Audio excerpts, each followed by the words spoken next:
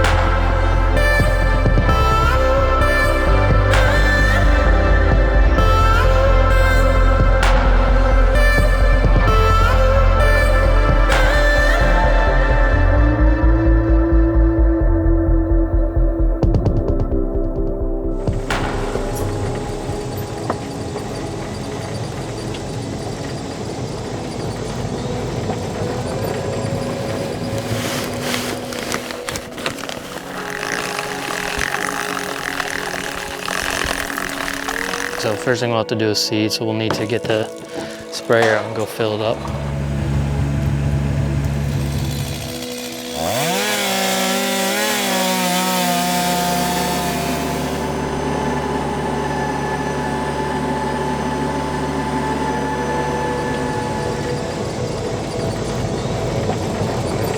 The only thing I want to make sure is I can shoot this trail that we walked in on in case they go like this.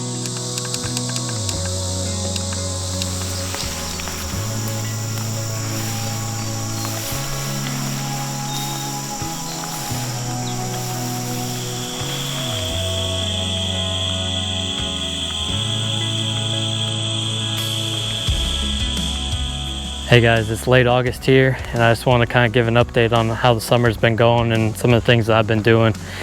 It's been a really busy summer.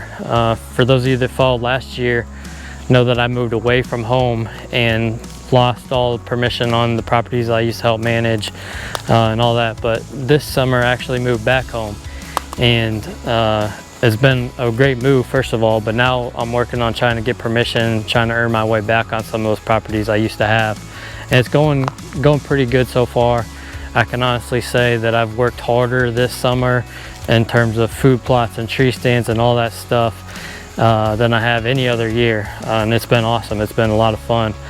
And the cameras are showing that it's shaping up to be a pretty good year. I know a lot of people were worried about what our hard winter was going to have, the effect it was going to have on antler growth this fall. And it seems to have been a really good year, not just from what I'm seeing, but from other people too.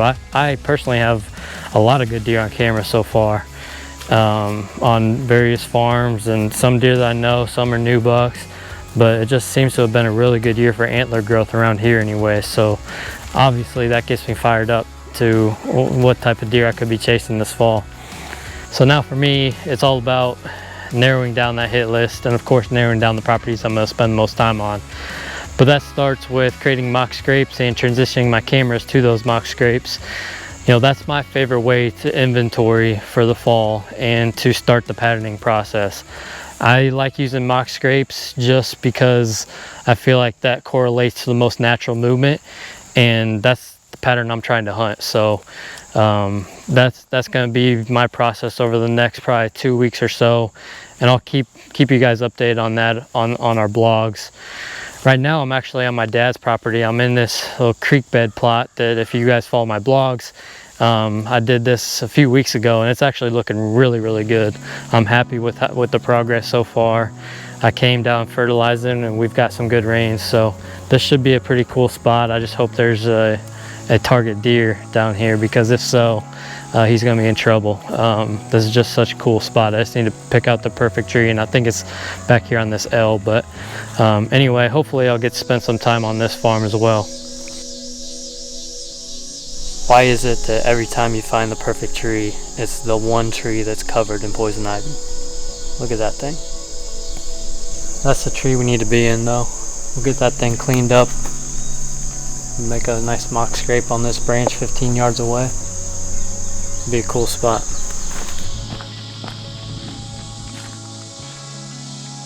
So those are the types of things I'll be doing over the next few weeks here leading up to October 1st, as well as introducing some of the deer more in depth. So if you want to follow along with that, make sure you check out the Midwest Whitetail Daily channel.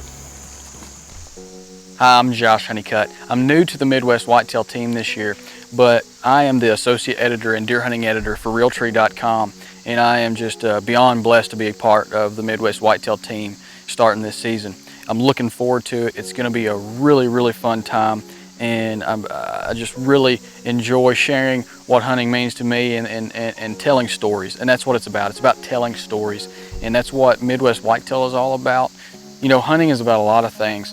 Big bucks, that's certainly one of them, but it's not everything. I love to hunt with family and friends. You know, being able to share those memories with the people that are around you, that's a huge aspect of it for me, and like it is for everybody on the Midwest Whitetail team. So I'm just super blessed and honored to be able to share that passion that the rest of the team has been sharing for I think the last 12 years now. And to be a part of that now, to be a small part of the team, that's just truly a great opportunity, and one that we're gonna have fun with this season. I'm just another deer hunter. I hunt by permission. There's a couple of places that I lease, but I don't own land, so everything that I'm doing is by permission really, and DIY. It's basically what I'll be doing this year. I'll be hunting a lot, obviously on my own, but I'll also be hunting a lot with my father, my grandfather, my uncle, and I'll also be hunting with my team member, John Kirby, who I have known for several years now.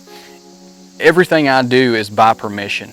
Fortunately, because of the kindness of the landowners, I've had long-standing permission on almost all of these.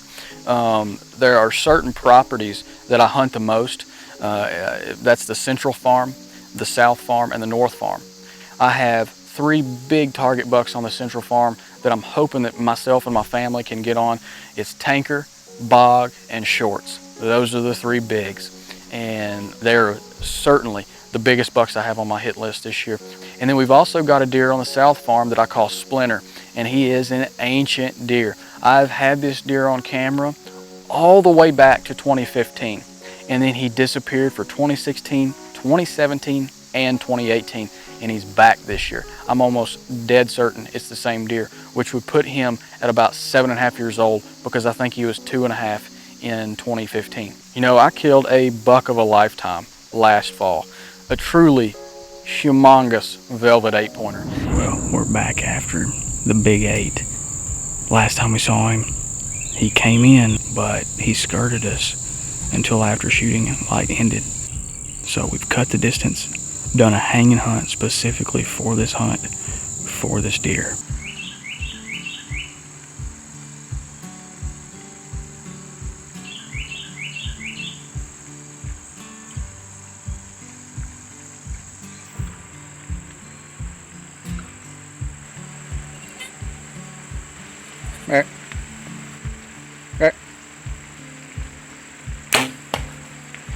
To be able to take my biggest buck ever, you know, right here on the family farm is something I'll always be grateful for.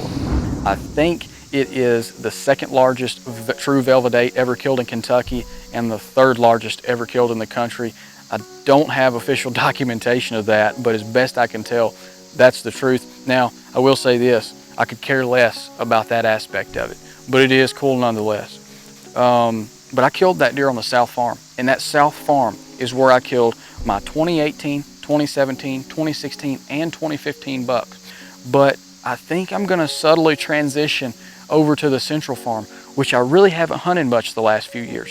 And we're actually going out tonight to see if we can lay eyes on one, if not all of these bucks. The cool thing, the 3 target bucks on this farm, they're all running separate. They're in separate bachelor groups. They're in different groups of bucks, and that is great. I like it that way because that provides more options. You know, I'm looking forward to it. We're gonna get out here in the field.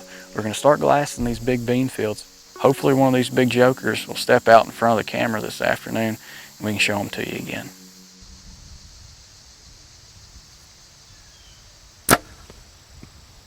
It's that time of the year when we start to do those final preparations for getting into the season. So today I'm doing a little long-range practice with my bow. And if you've been following on the Midwest Whitetail Daily channel, either on the website or on YouTube or on the Realtree 365 app, you've seen my steps as I've tried to get better each week. And I've been trying to bring that to you, right along on the daily video blogs. But I do a lot of practicing at long distance. I'm standing at 70 right now. And if I can hit that bigger circle on that target most of the time at 70 yards, it's going to make a 30 or even a 40-yard shot feel pretty easy when I start moving up to the normal hunting distances. Another thing I've been doing too is fixing up my big and beastie plots, going in and fertilizing those. They're starting to take off now, and I'm excited about having a lot of little smaller plots scattered all over the farm. That makes the place hunt a lot easier. I don't want a few great big plots. I want a lot of small ones. That way I can spread my pressure, all around without, putting too much time into any one spot. Next, I've got a couple more projects. One of the main ones will be putting out these rub/scrape posts that Owen Riegler uses all the time, and that makes a lot of sense. I've got a number of spots where the field is maybe just a little bit too big to cover with a bow, and I can't always expect the bucks to get within bow range, but if I give them that little extra incentive of putting that post out there with the branch on it and give them a reason to come closer to the stand, I feel like I can set up more opportunities in some of these spots that I hunt every year. It's been frustrating some years to see shooters walk past just out of bow range and not have a way to bring them in. The calling doesn't even work when they're 50 yards away, because a lot of times you'll call to them and then they just spook at such close range. So this will hopefully make it a lot easier for me to get those close range shots that I need in a lot more locations. Got some good bucks on the farm. I'll talk about those a little bit more next week. There's 3 so far that I've identified, and we've kind of cut back on the summer filming now. I believe the deer just aren't coming out as much, and I believe they're hitting the red oak acorns. There's a lot of acorns hitting the ground now. We've got tons and tons of red oak acorns here. So it's one of those things that happens every year. We'll see them kind of transition off the fields, and then they'll break up their bachelor groups here pretty soon, and then they'll disperse into their fall ranges. So my next step is really going to be focusing on the trail cameras. So we'll come back to that again also in the future. But just wanted to bring you up to speed on where we're at and where we're going. And this is a fun time of the year. Every year this is a cool time when we get to find those bucks back again, see if they've grown, see what they look like, see if their behavior and their habits are any different.